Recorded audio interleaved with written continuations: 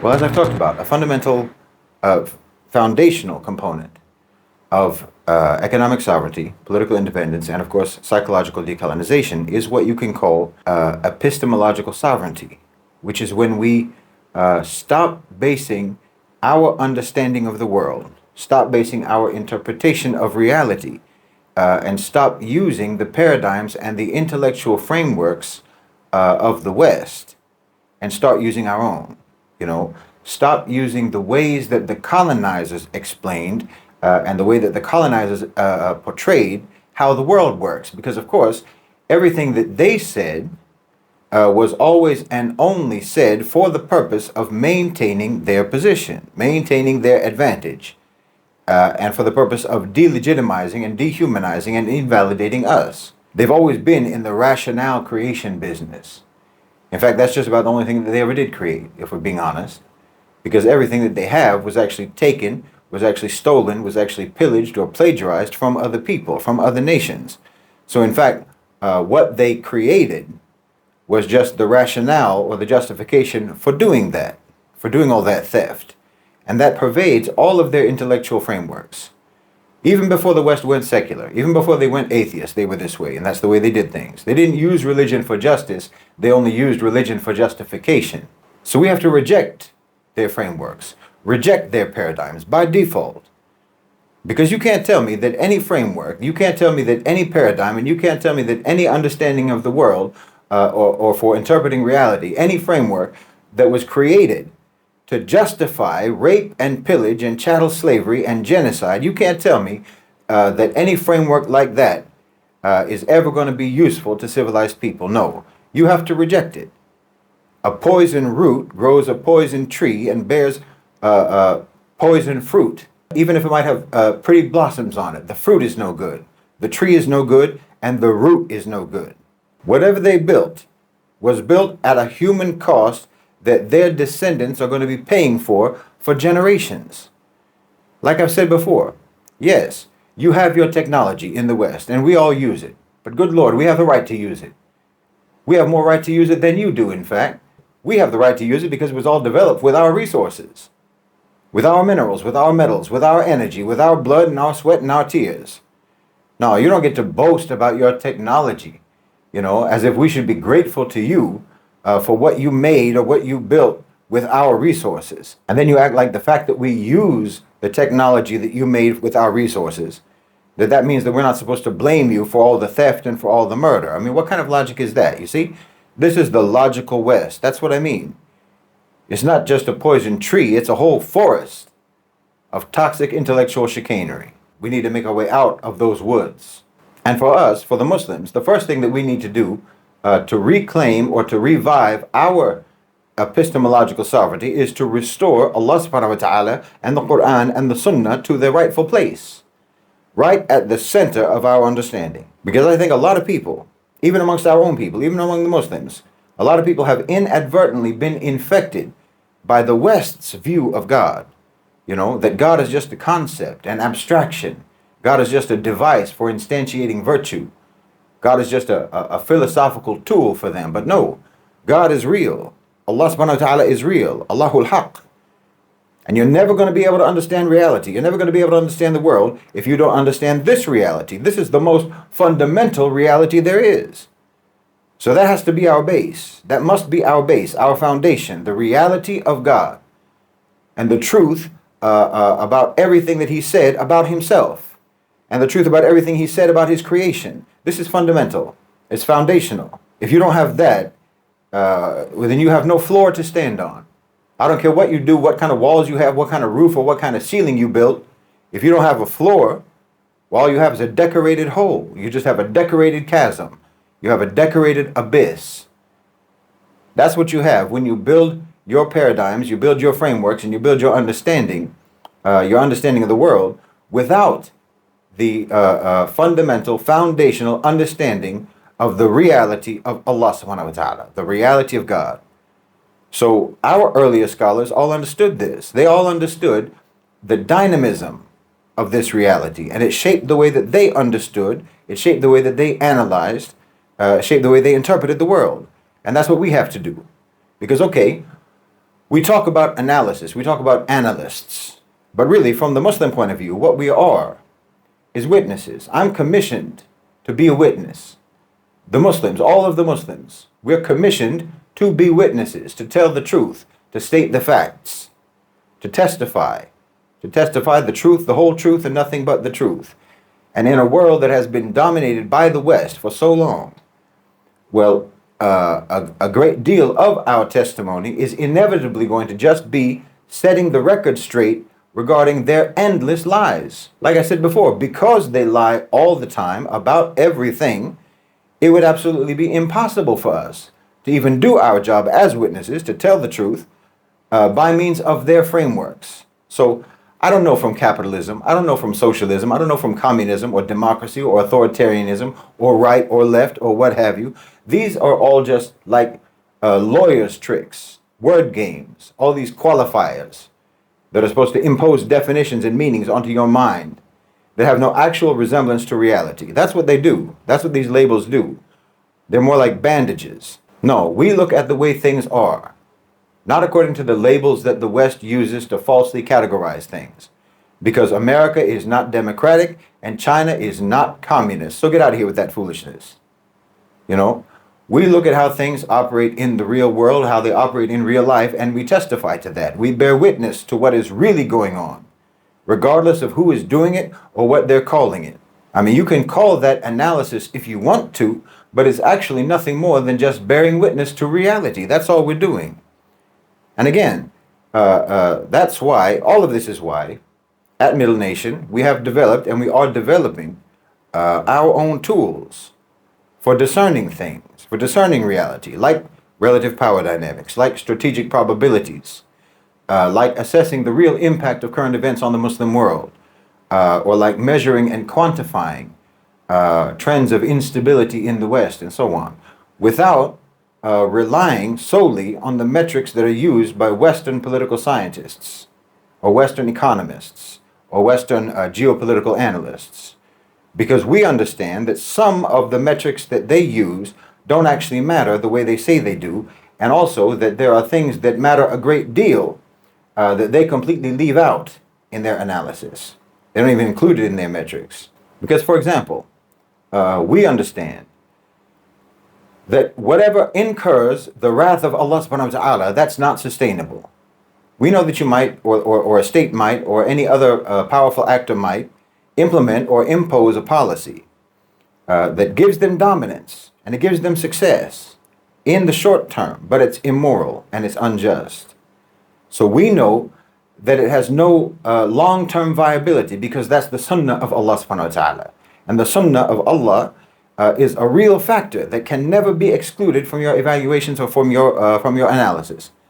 I mean, part of our job is to understand, is to identify and understand and explain how Allah subhanahu wa ta'ala is operating in the world in the current age, how his sunnah is operating in the current age.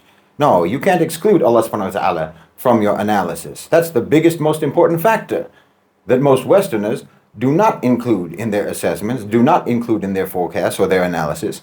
And that means even the best of them are always going to be superficial. They're literally leaving out the most important operative power in the world. You know, in their atheistic secular terms, it would be like analyzing global affairs without factoring in America, you know, acting like the United States doesn't exist, or acting like the United States has no influence over anything that happens on Earth. Well, as absurd as that would sound to them, it sounds even more absurd to us that they do not factor in the reality of God. And of course, we know that they will completely disapprove of this approach. Obviously, we know that. And they feel that they are entitled to have their disapproval matter to us. So you see, they remain completely stubborn as ever in their deeply ingrained sense of superiority, even though observably their approach to the world has left their societies in a state of chaos, a chaos of lies and delusion and moral anarchy and racism and sexism and gross inequality. They've literally left hundreds of millions of victims in the wake of their so-called superior enlightened civilization. And even though we could see ahead of time what's happening to them at Middle Nation, we could see ahead of time what's happening to them. And we can see where it's going, and we can see why it's going that way. But not only could they not see it coming, they can't even understand it right now while it's happening to them. They can't even understand what is happening to them now or why. So their disapproving of our approach only validates our approach. I don't think you can imagine a greater source, actually, of legitimization than the disapproval of thugs and criminals and savages and the insane. Because that's what they are. So their approval or their disapproval is the same to us. They're both equally irrelevant. It doesn't matter. Approve or disapprove. They will disapprove of our approach, despite the fact that prediction after prediction after prediction made on Middle Nation using our approach has been proven accurate. While they make their analyses, the way they make their analyses is just like the person that's described in the Quran, who's in the darkness and only takes a step when the lightning flashes. And there's just this brief moment of light, and then they take a step, and then they're in the dark again. I mean, that's the way that they make their analysis, moment to moment, without ever actually understanding the real, what you could call macro trajectories. They operate on a micro level, on a superficial level, They're like someone who could tell you, who could look at a table. They could look at a table and see all the dishes that are spread out on the table, tell you all the foods. They can tell you what all of those foods are, but they can't tell you how they taste. They can't tell you if the foods are even real or not, to be honest. They can't tell if those foods are real or made of wax or made of plastic. But if we're just going to go with that analogy, then a Muslim analyst would not only be able to know which foods are real, they would know how they smell, they would know how they taste, and so on. They'd even know how many calories there are. Meaning, it's not a superficial analysis. It's not a surface level how things appear to be analysis. It's a how things are analysis. Because look, it's like Israel, for example. For some reason, because of their frameworks, that's the reason, their flawed and deceitful frameworks, they'll say, until now, that Israel is powerful. Israel is high tech. They have weapons. They're a democracy. They're this and they're that. All these ridiculous metrics, to them, it tells them that Israel is powerful. Because Israel can kill writ large, that means they're powerful. You see how deranged that is? A so-called country, a colonizer settler project, that is a chronic dependency, somehow, according to their metrics, is powerful. They're violent, and their violence equals power. That's the Western Enlightenment logic. If you're violent, you have the capacity for violence, then you're powerful. But the reality is that the only thing Israel even has left, in reality, is suicidal ideological inertia. Zionism acting as a terminal pathology. Israel will continue if you call a death spiral continuing. They're not acting out of strength. They're acting out of sheer panic. Panic about their impending irrelevance. Every step that they take into Gaza is a step that they're taking away from their own survival as a so-called Zionist Jewish state. No. Madness is not power. And power is not madness. But I totally understand why the West wouldn't know the difference.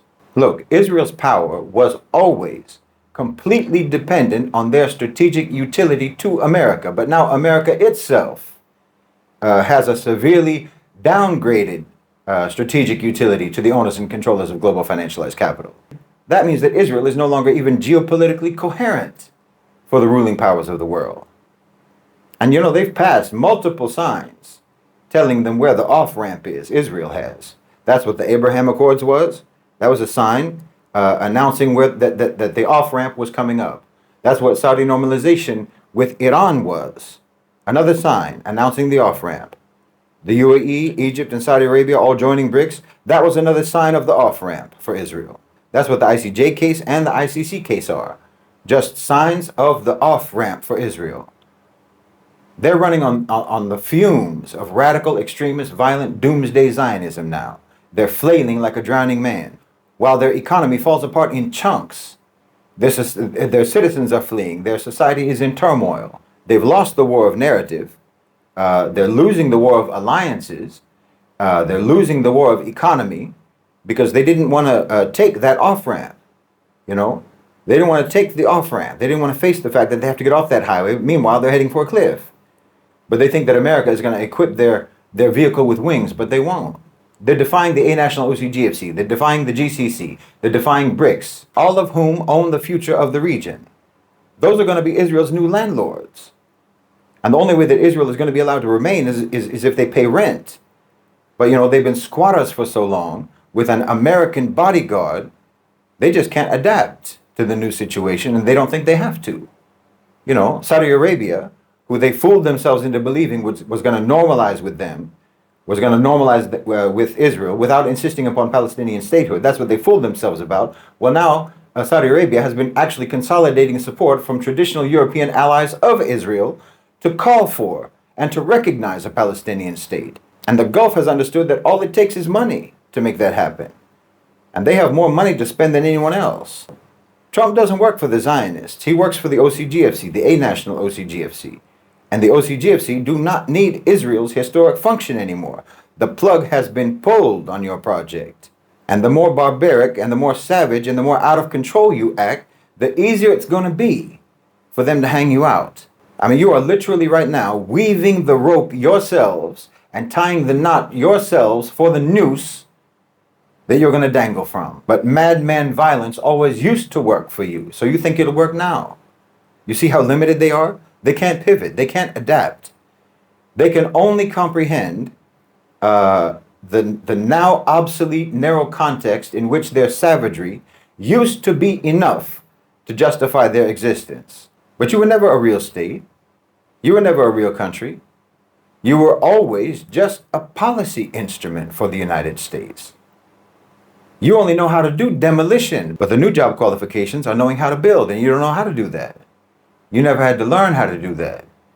So if you don't truly understand the world, if you cannot interpret reality properly, then you might mistake Israel's madness as power. But all anyone with any sense can see is abject weakness. You control no inputs. You're not self-sufficient to any degree. You're not adaptable, You've been in the deep end of an empty swimming pool thinking that you're an Olympic swimmer. But in reality, you can't even tread water. And it's filling up. That pool is filling up and you're going under. Look, and this goes back to psychological decolonization and epistemological sovereignty. For Israel, you're in a region amidst the people whose stopwatch ticks in centuries, not weeks, not months, not years, not even decades. You understand? We are a permanent ummah. You can't fire missiles. You can't launch drones to try to stop the trajectory of the momentum of time. You can't shoot the future down. You're trying to melt a glacier with a cigarette lighter. No, the truth of the matter is, we are not the resistance. We are the irresistible force of epochal justice. Epochal justice that is moving by the mechanisms of divine justice. You're the ones who are resisting. You're resisting the unstoppable, and it's blatantly futile. You see, Zionism isn't just morally bankrupt. Now it's strategically bankrupt. And this is where we know better. This is where we know better than other analysts. Because we know that strategic bankruptcy of the morally bankrupt is always just a matter of time. You can't murder your way into permanence. You forgot that everything that you always depended upon, for your survival, you forgot that it's all controlled by Allah subhanahu wa ta'ala. And Allah's justice cannot be rushed and it cannot be postponed. And it can never be successfully resisted. Wallahi, it's a splendor to behold. You relied on America and the military-industrial complex. Israel did. And you thought that America and the military-industrial complex would protect you from Allah. And now that same heartless greed that fueled the system that enabled you to survive, that same heartless greed grew and grew and grew until it dwarfed the military-industrial complex in the form of the OCGFC. And not only did they swallow the military-industrial complex, but they swallowed up America itself. And now that same greedy system sees no value in you anymore. Well, you helped to birth the very powers that are now consigning you to the liability column on their spreadsheet. And now the very people, the very nations, the very people that you maligned, that you hated, that you said posed an existential threat to you, the Arabs, the Muslims, and that alleged threat was used to fuel the military-industrial complex that eventually gave rise to the OCGFC. Now those very people, those very nations, the Arabs, the Muslims, those very people are the ones with whom the OCGFC want to have as partners instead of you. And you're now just going to be part of a merger and acquisition deal between those two. And I'll tell you why. Because immorality and injustice and brutality are always only short-term strategies. You're like a geopolitical day trader, but we're long-term investors. So if you have a proper Islamic understanding when you look at the world, then you would know that Israel, from the beginning, was only ever going to be a blip in our history. All of Western so-called civilization, all of Western so-called civilization's dominance is a historical anomaly. No one with any sense ever thought otherwise. And here you can take sense as a synonym for iman. Because if you have iman, then you should have sense. And if you have sense, then you should have iman. And no one with any iman and no one with any sense could have ever believed that the West, much less Israel, could ever sustain their position in the long term. Not by the way that they were acting. Because wrongdoing is nothing but a prelude to punishment and humiliation. It works like that in the lives of individuals, and it works like that in the lives of nations, in the lives of civilizations. Because that is the sunnah of Allah subhanahu wa ta'ala. And all politics, all economics, all international relations, all geopolitics are subject to that reality.